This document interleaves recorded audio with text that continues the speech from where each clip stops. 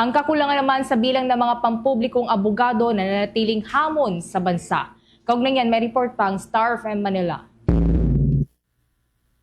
Hamon pa rin ang kakulangan sa bilang ng mga pampublikong abogado o public attorneys sa bansa.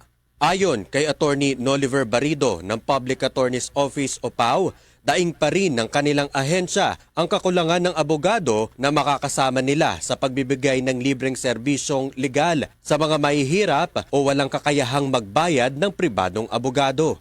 Ito ang inilahad ng ahensya sa naganap na press conference na dinaluhan ng 102.7 Star FM Manila.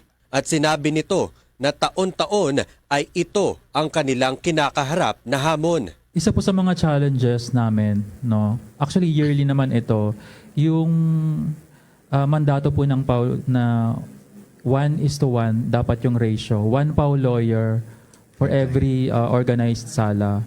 So yun po yung challenge sa amin na mabigyan sana kami ng mas maraming plantilla ng DBM.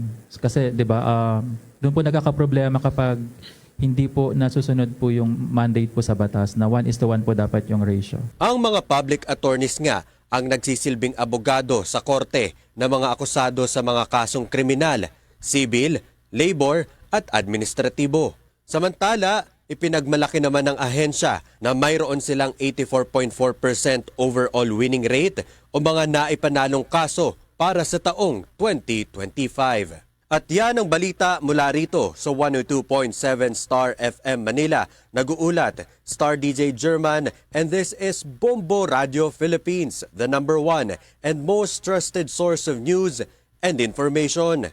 Basta Radio. Bombo!